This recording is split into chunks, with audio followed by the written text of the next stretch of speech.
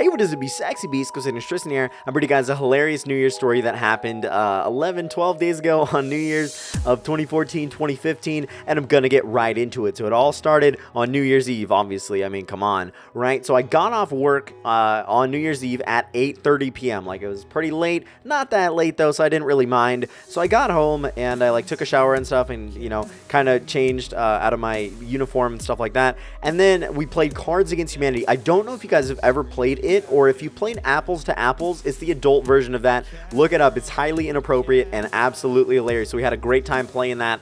And so while we were playing that, we were drinking a little bit, right? This is my family and some so it was my dad, my stepmom, me, my brother, my brother's girlfriend, my stepbrother, his friend, and then my other stepbrother and his wife. There were a lot of people there, right? About 8 or something like that. And so we're all playing Cards Against Humanity, right? It's absolutely a hilarious time, fantastic, having a lot of fun, and I'm having a little bit to drink, right? There was a leftover drink that my brother didn't have, and so I'm like, okay, well, I'll have it then. This is my older brother, guys, not my younger one. And so I was like, oh, I didn't really like it. I tried adding more mojito mix to it. It was just an awful drink, really watered down, just bad in general. So I decided to ask my dad for a rum and coke, and so it was a pretty good drink. I think it was like a 40-60 mixture, which 40% rum, 60% coke, and it was pretty delicious. So I had that while we're playing Cards Against Humanity, having a great time, just making endless jokes, man. I can't even explain to you. They were so funny, but you gotta play the game to understand, I guess, and you had to be there to understand. But anyway, so we're doing that, and it gets to about 11:50. So at around 11:50, some people had left. My stepbrother and his wife had left, and so there's just a few people left there, about 6.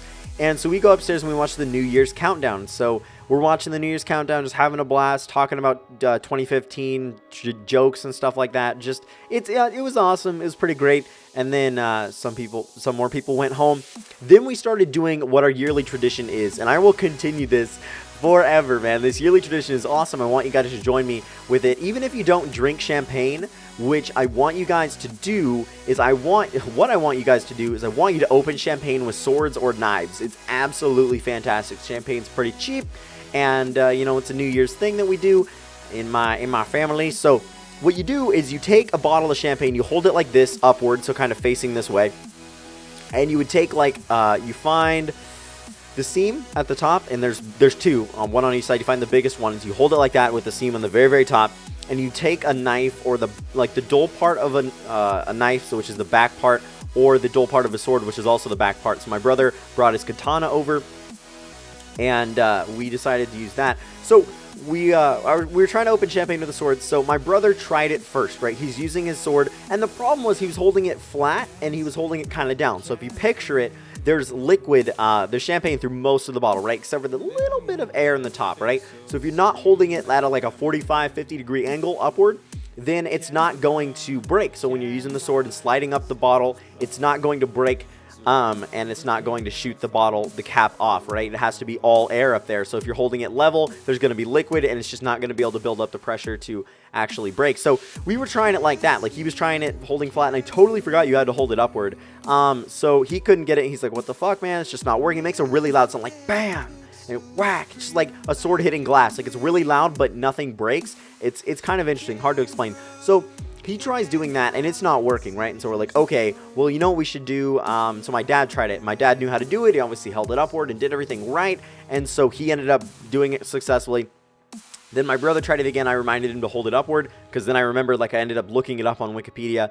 Not Wikipedia, but on the internet, because I'm like, how the fuck do you do this? Why couldn't I do it? I did it last year and the year before and the year before, So, anyway, so we do that, and he finally gets it. He does it with his sword, and it was awesome, and just, psh, it's really loud. The whole top comes off, the whole glass top, and cork and everything. So you're not taking the cork off, you're taking the literal top off the bottle. It just breaks off. It's a nice clean break, and that's why it's a lot of fun. It's really loud, it's really awesome, and I highly recommend doing it because you can still pour the champagne. It's pretty great. So anyway, after that, I'm like, okay, well, I've seen people do it with knives. I've seen people do it with kitchen knives, and it wasn't working with the sword. The sword is pretty big, and I didn't realize at the time that I was totally holding it wrong. So I'm like, okay, well, whatever, I'm going to try it again, and I'm going to hold it correctly, because the first time I tried it, I was not holding it right.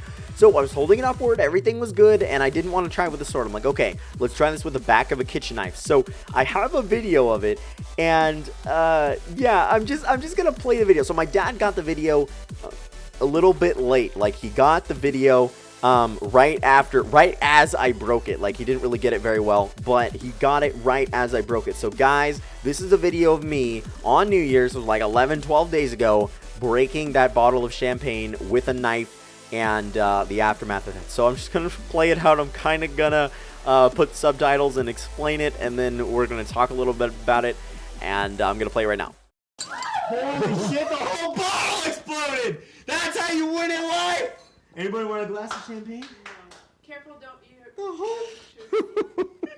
Just set it. Just set it outside. Yo, the whole bottle exploded, Dad. Set it outside. You guys can clean that up. One compressed piece of. Yeah, that's what that. Yeah. Oh no! It got on me. Okay, close the door. Close the door. Close the door. Close the door. God damn. Hey, I did it though. It opened. Yep.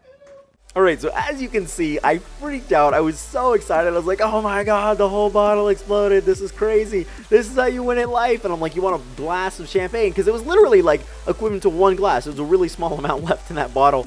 And so I thought that was absolutely hilarious, because I've never seen the whole bottle explode before. Usually it's just the top. What I think happened is I think I hit it way too hard, and I think I didn't quite hit the seam perfectly. I just kind of shattered the glass. I just hit it right at kind of a weak point with that. So I thought that was absolutely hilarious. Guys, that's not how you open champagne with a sword or knife, but I thought that was absolutely hilarious. It was a fun night. It was great.